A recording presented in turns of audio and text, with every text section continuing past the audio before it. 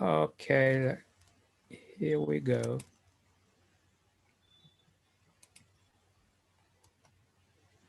Okay, great. Okay, well, Superb. if you can see my presentation, then we are ready to go. Okay, I can see your. Let's just wait a couple of minutes before all the students join in, and Oh, then yes. I'll quickly make a couple of announcements. I'll start the webinar, and then I'll pass it over to you. Okay. So we'll start in a couple of minutes. Aha, I'm here.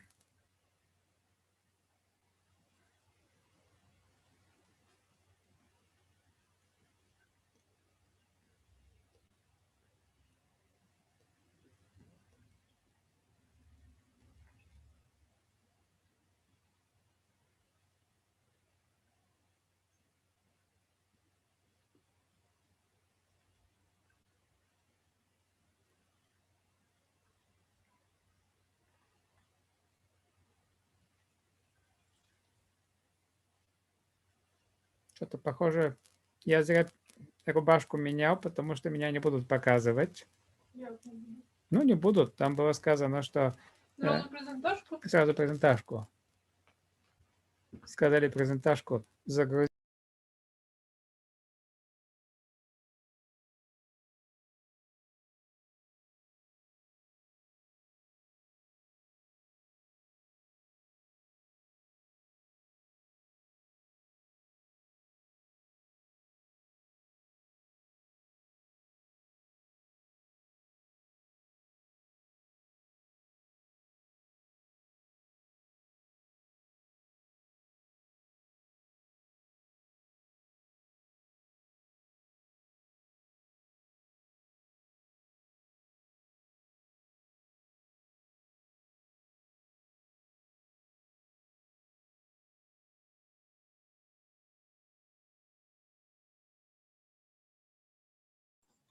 Okay, so we are ready to go.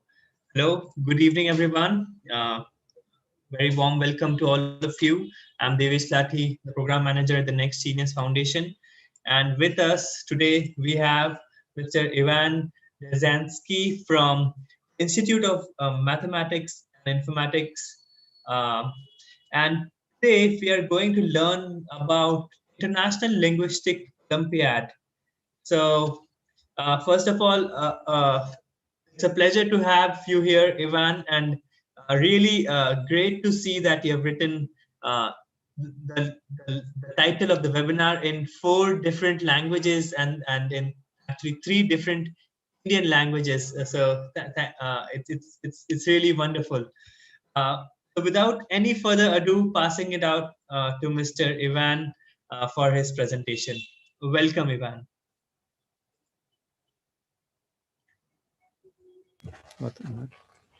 Thank you, Chairman, and good evening, everybody. Hoping that we hear one another. I'd like to tell you a few things tonight about what we do at the International Linguistics Olympiad. And let's start with how we do this and, most importantly, why we do it. Let me tell you a few things that everybody knows, but people don't always think about. Language plays a very important part in our world. Language has a very important place in human life. Language is one of the most important defining characteristics of the human being as a species. We tend to be curious about language. We tend to want to know about it. We have a natural universal curiosity towards language. This entails that linguistics is also a very important part of human research, human pursuit of knowledge. It's one of the foremost ways of learning about mankind, for what we are, how we are, why we are the way we are. Not to mention that in recent decades, the language technologies are among the leading industries because computers are all over the place. We can't imagine our life without it. But at the same time, we live in a world that intends to maintain its diversity in an age of global communication. So the popularization of linguistics is an important way of increasing the prestige of everybody's mother tongue and linguistic pluralism in general in our world. At the same time, however, linguistics is not represented in the curricula of secondary schools, um, well, schools in general, mainstream education systems in general. If it is represented, it's not very well represented, unlike other fields of scholarship, I might say. So basically, in school, we tend to learn things about other sciences. We study mathematics and physics and chemistry and biology and other sciences, but linguistics is badly represented. And as a result of this, people don't tend to know enough about language and about linguistics. There are many myths about language and linguistics that circulate in the public space, including the media. So people hear the wrong things. People have wrong ideas about what linguistics is about what linguists do.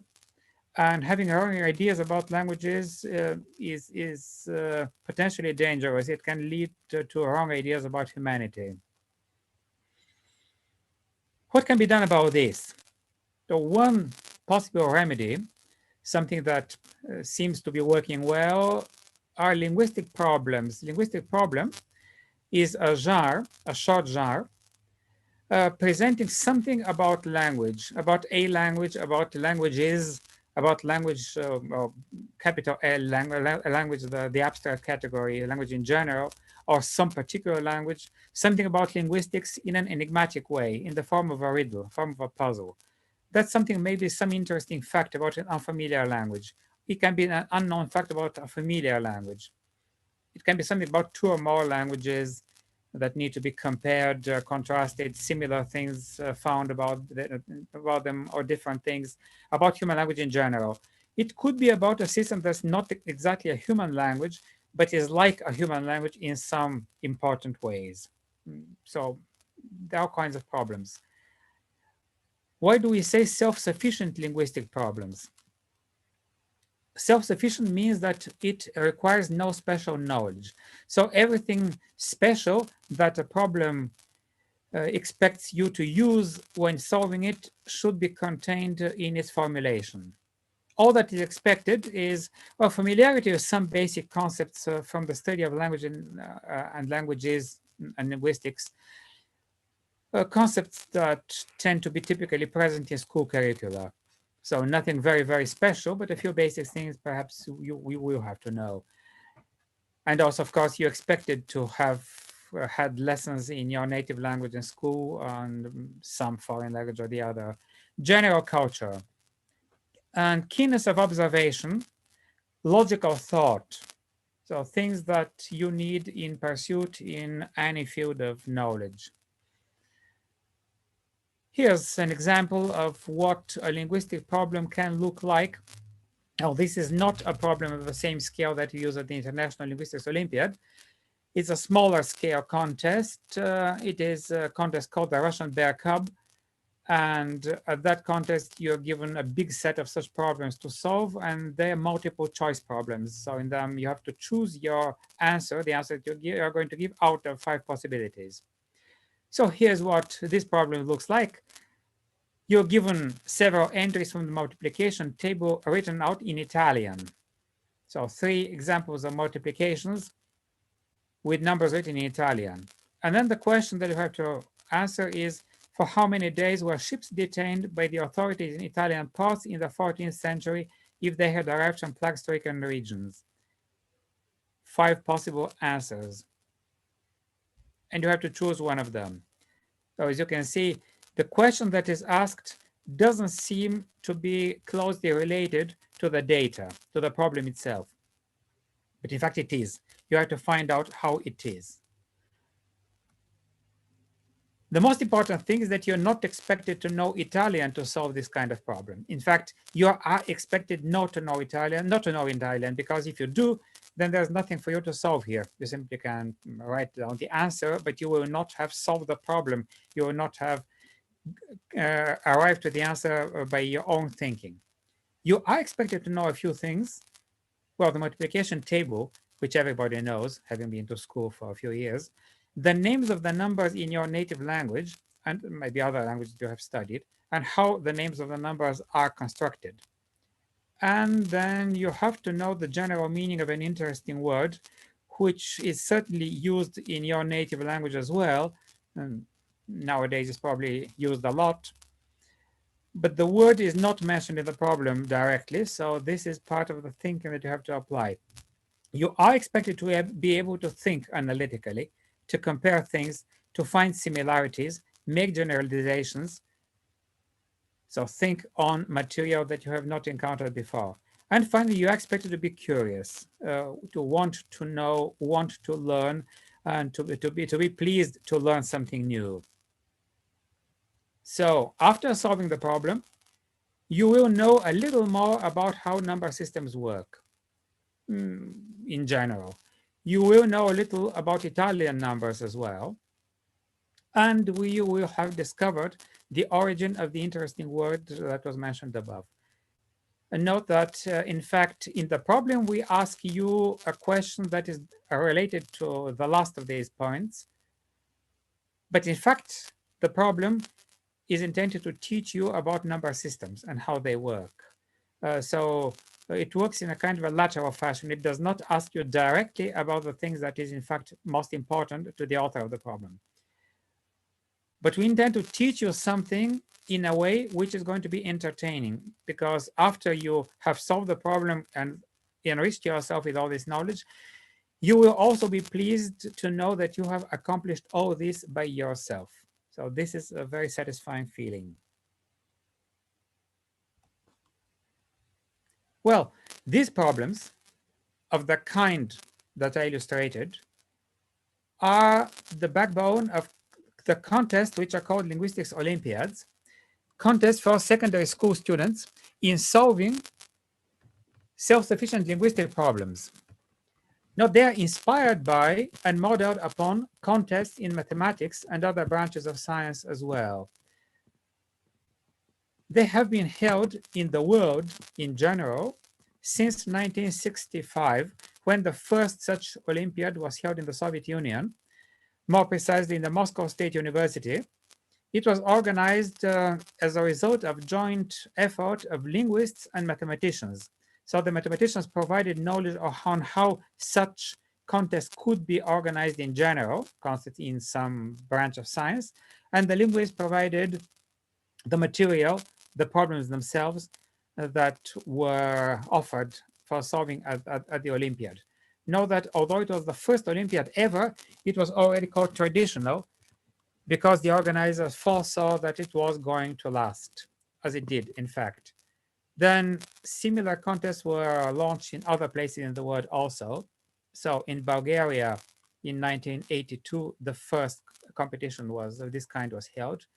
And then they have been held almost every year since then.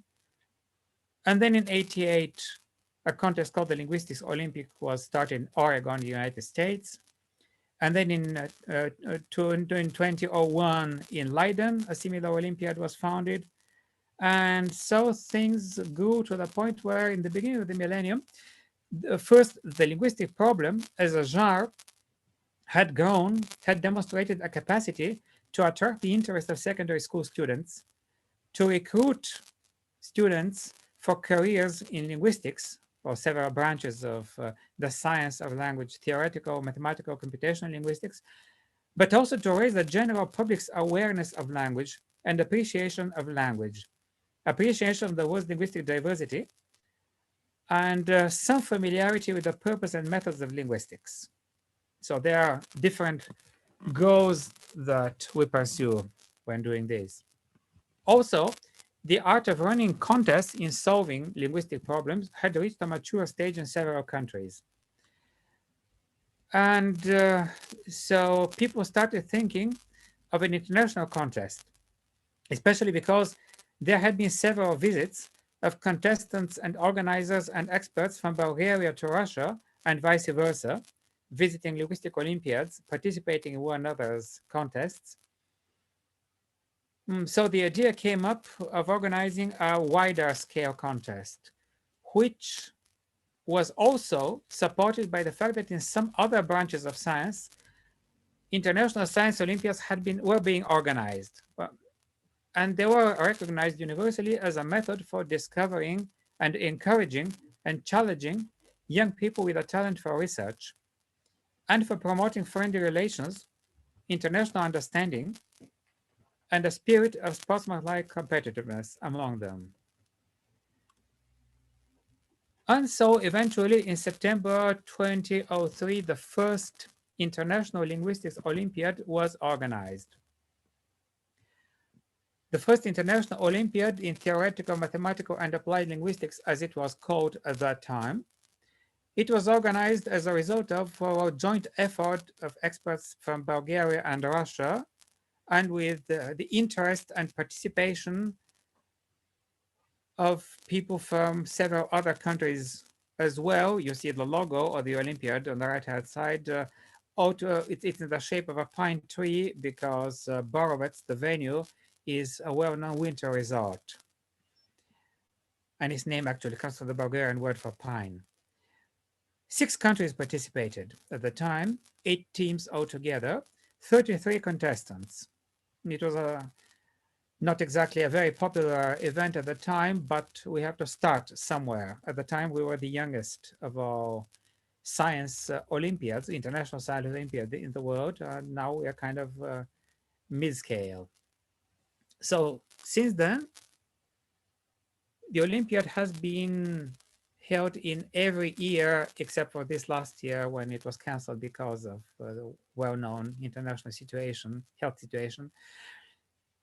But on the whole, it is a regular event. It is an annual international competition for students of school of secondary education, or maybe graduates of the year in which the Olympiad is held. So if you want to participate, you must either still be a student or just have graduated from secondary school in solving self-sufficient linguistic problems. And each installment of the Olympiad involves an individual contest at which one student solves a set of 5 problems, and a team contest, which means that 4 students solve one problem set, normally consisting of one large problem, often open-ended. So this is what we do. The problem sets are prepared by an international problem committee, and they're produced in parallel in all working languages declared by the teams in advance. So at the first International Linguistic Olympiad, we had 5 language versions.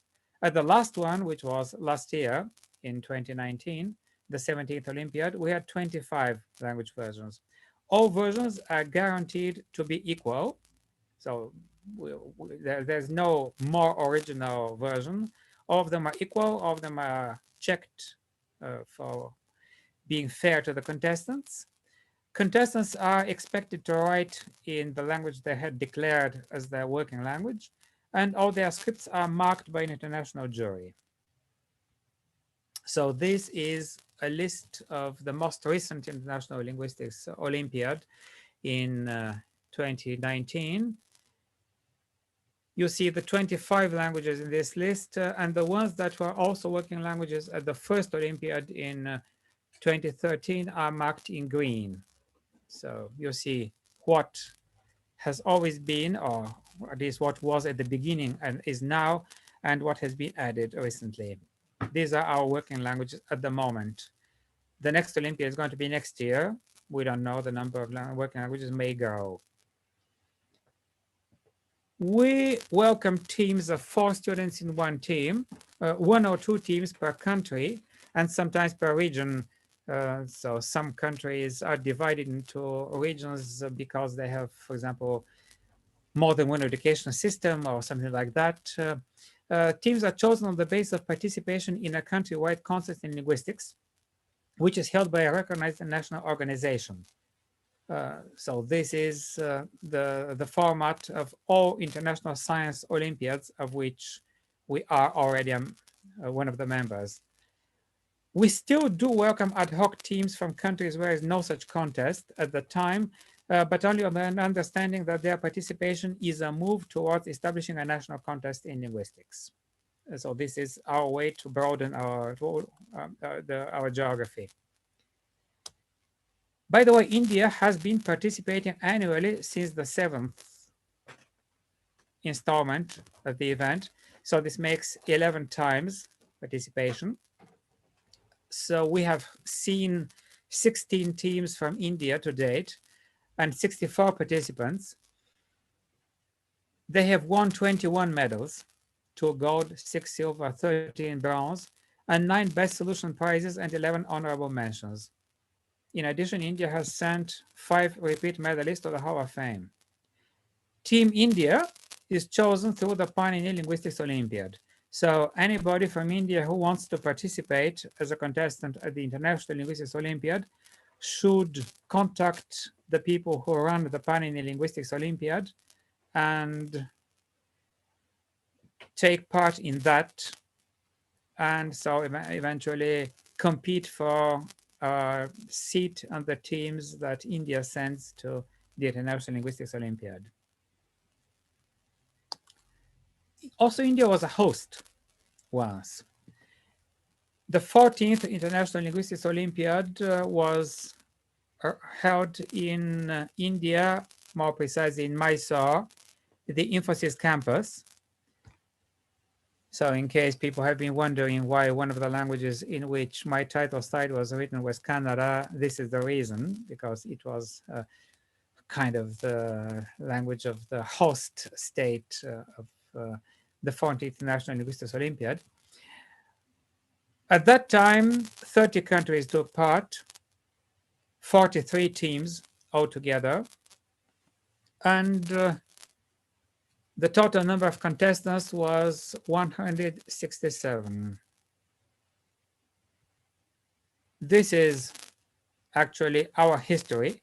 This is how we have grown. So the number of countries and the number of teams, which has grown from 6 countries represented and 9 teams at the first time around in 2003, going to 36 countries represented and 53 teams. So you can multiply the number of teams by 4 to see approximately how many contestants have taken part in the Olympiad. Last year, as I said, this year, due to the coronavirus crisis, there was no International Linguistics Olympiad, but next year there will be one. So we will see how many contestants we'll have at that time around. So this is how our history has gone, and this is how our geography looks like.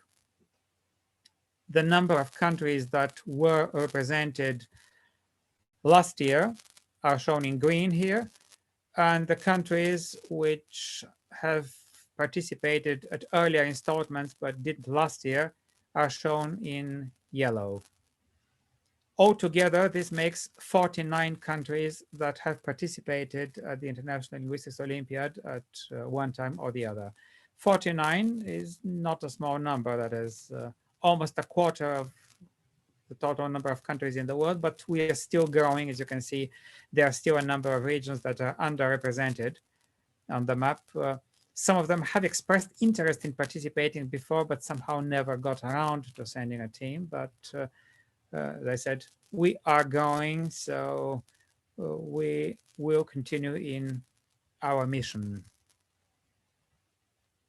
Thank you very much for your attention, and if there are questions, I'll be welcome to. I'll be pleased to take them. Yes, super. Thank you.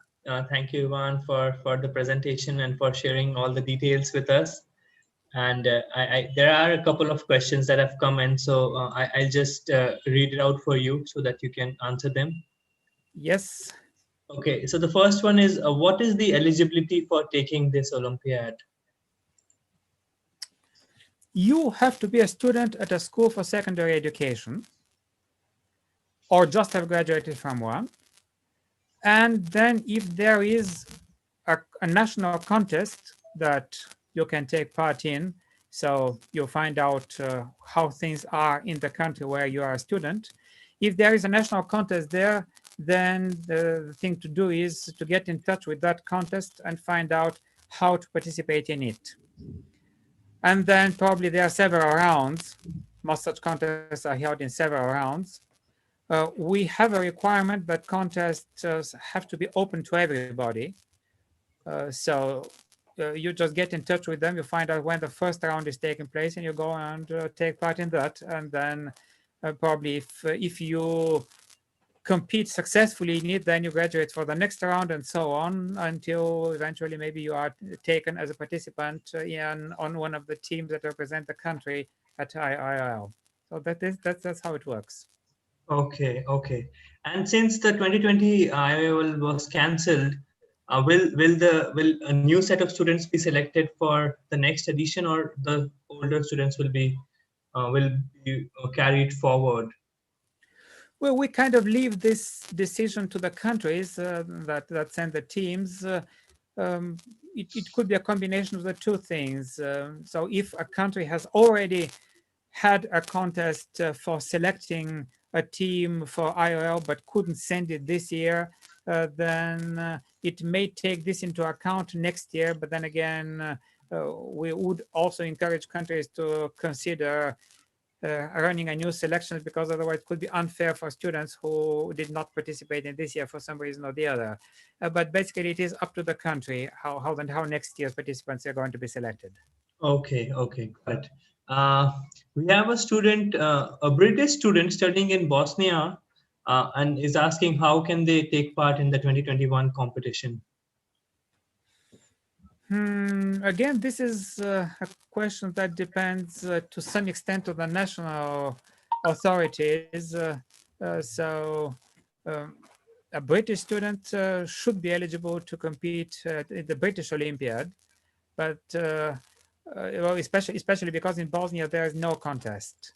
But the thing to do is to contact the authorities who are running UKLO, United Kingdom Linguistics Olympiad, and talk to them and see what's going to happen. Great. One final question I can see here is how can students prepare for the Linguistic Olympiad? Well, there are sample problems which can be found in various places. First of all, there are problems that accompany our announcements. So places where the International Olympiad is advertised sometimes accompany the call for participation with sample problems, but also there are sample problems on websites, various websites maintained by national contests. Actually, this is one of the things that I could have mentioned also, is that we have a requirement that established national contests should have a website which should basically just make the contest known to everybody and invite participation and explain how you can participate in the contest and things like that. But usually when there is a national contest being run in a country for some years, there tends to be a number of sample problems or promises for past years displayed there. So you can visit the site of some national linguistic Olympiads, such as the Panini Linguistic Olympiad in India, or the Olympiad in the United Kingdom, the Olympiad in the United States, which are run in English. So maybe their problems are going to be more accessible. Some other Olympiads also have their problems in English, just for the sake of advertising. And last but not least, the site of the International Linguistics Olympiad also maintains a full set, a full assembly of problem sets from all past contests. So you just go there, you download them, and if you go to the site of the IRL, then you can download them in whatever language you want. So they are available in English, but there are some of them in Bengali also. And you can try your hand at solving them, see how it goes. You can choose to start with simpler problems for earlier rounds of Olympiads. Olympiads have been more recently established and their problems tend to be easier, and then progress to the more complicated ones. So solving problems is a good thing to do.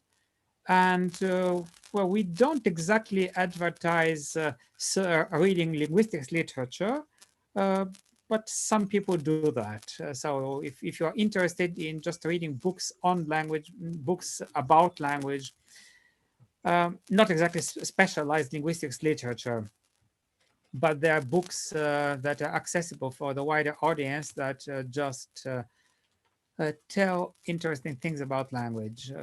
So there are various books that could be recommended.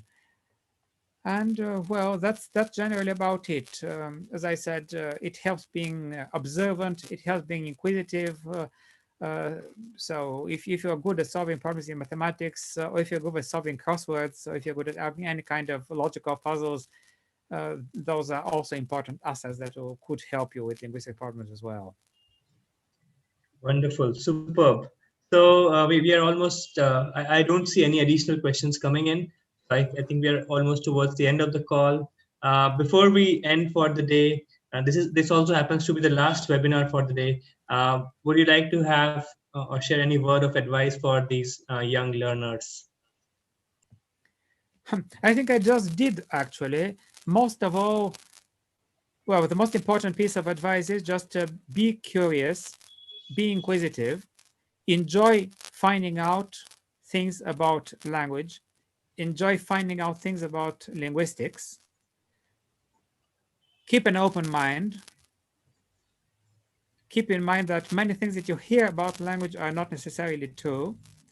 Language is just a very interesting part of human life.